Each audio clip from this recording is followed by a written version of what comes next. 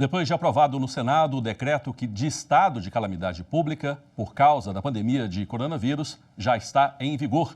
O repórter Leandro Souza detalha os efeitos dessa medida e ainda atualiza para a gente os últimos números da doença aqui no Brasil.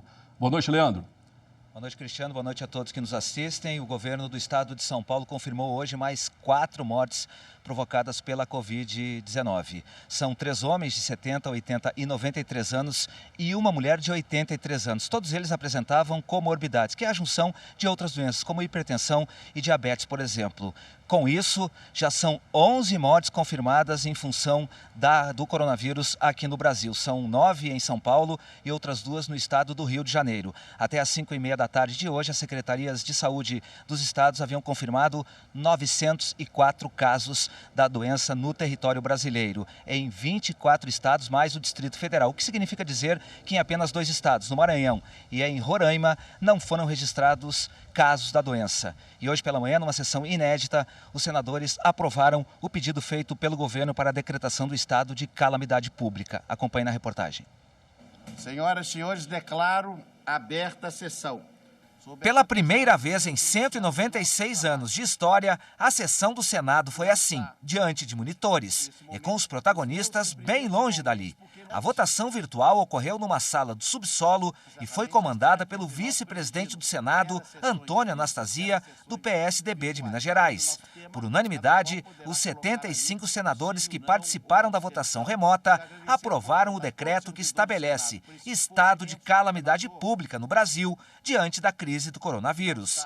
3 senadores já foram diagnosticados com a doença. O presidente da Casa, Davi Alcolumbre, do Democratas do Amapá, e Nelsinho Trade, do PSD do Mato Grosso do Sul, não participaram da sessão. Já o senador Prisco Bezerra, do PDT do Ceará, último a receber o resultado positivo para a Covid-19, votou na sessão online. Segundo o senador Anastasia, outras sessões virtuais podem ser realizadas. Nós temos as 2 opções, a votação presencial e a votação virtual. A votação virtual se dá nos temas de caráter urgente, aqueles que não podem aguardar o final desse processo de pandemia que estamos vivendo e das medidas determinadas pelas autoridades sanitárias. Então, todos os temas urgentes de interesse da nação, no momento que não haja possibilidade do quórum físico, nós teremos o plenário virtual funcionando. Com o decreto que reconhece o estado de calamidade pública já em vigor, o governo federal fica autorizado a aumentar o gasto público. Assim, o Poder Executivo vai poder ultrapassar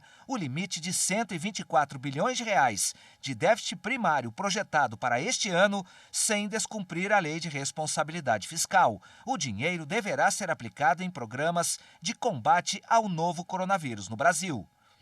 E hoje pela manhã, quando deixava o Palácio da Alvorada para ir até o Palácio do Planalto iniciar o dia de trabalho, o presidente Jair Bolsonaro parou para falar com jornalistas e comentou principalmente as medidas adotadas pelo Poder Executivo no que diz respeito ao fechamento de fronteira e à restrição para a entrada de estrangeiros por via aérea provenientes de alguns países. Acompanhe.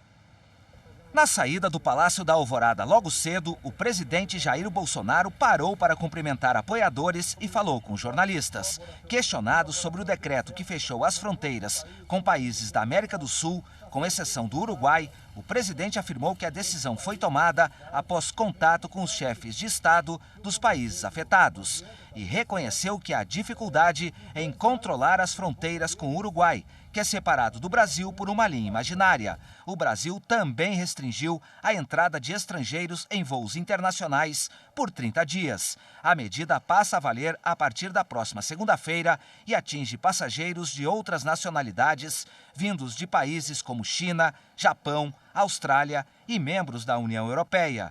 O presidente foi questionado por manter aberto o caminho para outros locais afetados pela doença, como os Estados Unidos, que já registraram mais de 100 mortes pela Covid-19. Está numa situação semelhante à nossa, né? Não é privilegiar esse ou aquele país.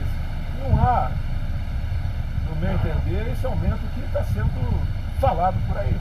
Mais tarde, em uma videoconferência com empresários, o presidente Jair Bolsonaro admitiu que deve adotar medidas para transferir ao governo federal o controle das estradas, muitas delas fechadas por decisões dos governos dos estados. Estamos em contato com os secretários de Estado também, para definirmos a questão do do direito de ir e vir, do fechamento ou não de rodovias, bem como aeroportos. Em grande parte, a Constituição garante a nós essa responsabilidade. Então, estamos acertando para que um Estado não haja diferente dos outros e que não bote em colapso o setor produtivo. Na mesma reunião, o ministro Luiz Henrique Mandetta reconheceu que a capacidade de atendimento do sistema de saúde é limitada e que a previsão é de um colapso em pouco tempo. Nós temos alguns pontos fortes, nós temos um sistema de saúde presente, nós conseguimos amenizar o atendimento, nós temos um tempo para ganhar, nós temos aí 30 dias para que a gente resiste razoavelmente bem, com muitos casos, dependendo da dinâmica da sociedade, mas claramente em final de abril nosso sistema entra em colapso. O que é um colapso? Às vezes as pessoas confundem colapso com sistemas caóticos, sistemas críticos, onde você vê aquelas cenas, pessoas nas macas.